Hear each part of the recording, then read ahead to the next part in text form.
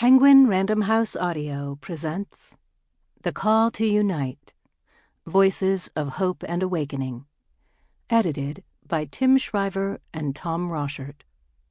Read for you by Tom Rosshirt, Tim Shriver, and Maria Shriver, with a full cast. With a note written and read by Maria Shriver. Note to listeners: this audiobook includes a downloadable PDF which contains photographs and acknowledgments from the printed book. Dear You, years ago, these words attributed to Rumi found a place in my heart. Out beyond ideas of wrongdoing and right-doing, there is a field. I'll meet you there. Ever since I read that, I've cultivated an image of what I call the open field, a place out beyond fear and shame, beyond judgment, loneliness, and expectation. A place that hosts the reunion of all creation. It's the hope of my soul to find my way there.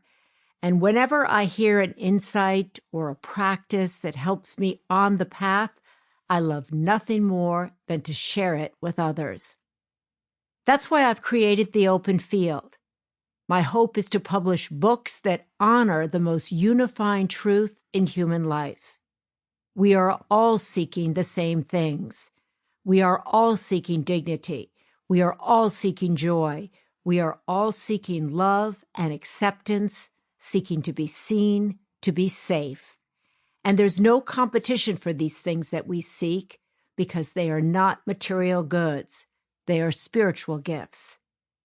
We can all give each other these gifts if we share what we know, what has lifted us up and moved us forward. That is our duty to one another, to help each other toward acceptance, towards peace, towards happiness. And my promise to you is that the books published under this imprint will be maps to the open field, written by guides who know the path and want to share it. Each title will offer insights, inspiration, and guidance for moving beyond the fears, judgments, and the masks we all wear. And when we take off those masks, guess what? We will see that we are the opposite of what we thought. We are each other. We are all on our way to the open field.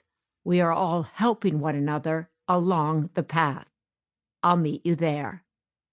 With love, Maria Shriver. To the prophets and dreamers dismissed as traitors for seeing unity in humanity. I am convinced that men hate each other because they fear each other. They fear each other because they don't know each other. And they don't know each other because they don't communicate with each other.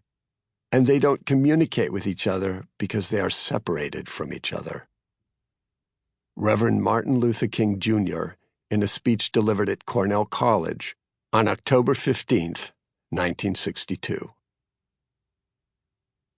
Let's invite the world to unite. Misha Lorado Robinson, co-founder, Unite.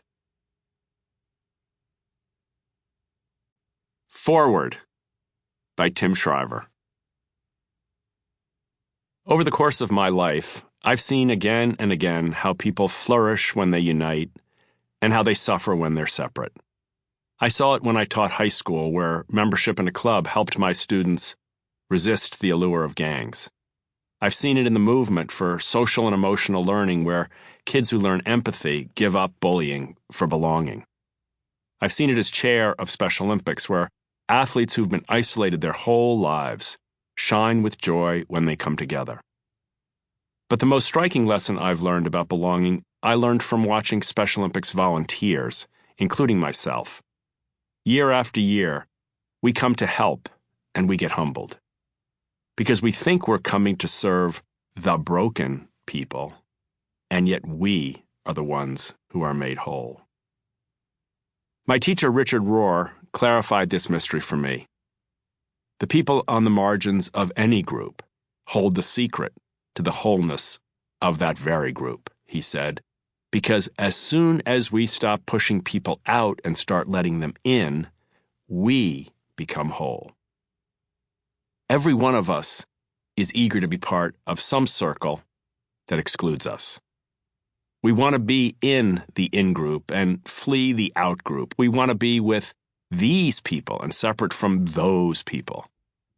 So we seek belonging for ourselves by denying it to others, and that's exactly backward. We get belonging by giving it.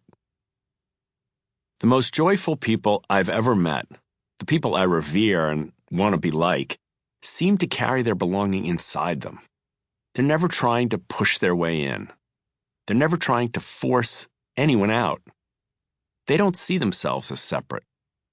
They're not trying to be superior. They open up and they take everyone in.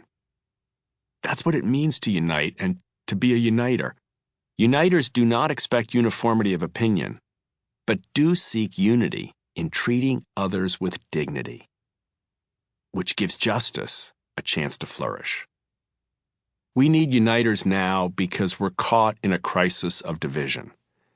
Division is not the same as disagreement, and it's not simply the belief that I can do better if you do worse. It's the belief that you have to do worse for me to do better.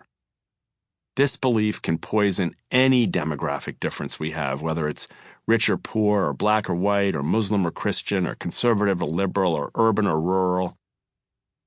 Unfortunately, we all have an urge to divide.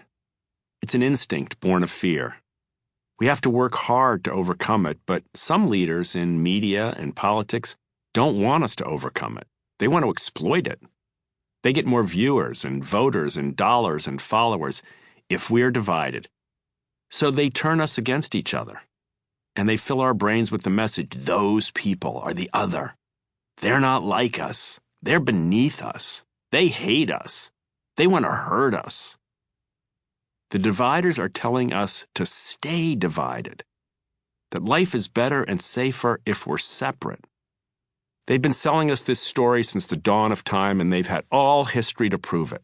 But they can't, because their story is a lie.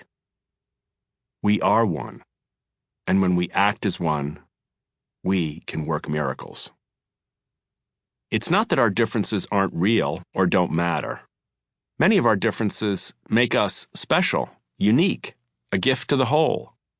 Our stories, our cultures, our histories, they all deserve their place. But underneath our differences, we have common needs and dreams that bind us, that we can fulfill only through each other. This is not just an act of faith, it's a fact of science. Unity is reality, like gravity. We either honor the truth and prosper or defy the truth and suffer. In 2019, a group of us gathered to form Unite, to promote a culture where we cross lines that divide us and work on ideas that unite us. As we began to face the crisis of division, the world was hit with a crisis of disease. And as the virus began to spread, much of the world said, "Oh, that's over there. That doesn't affect me."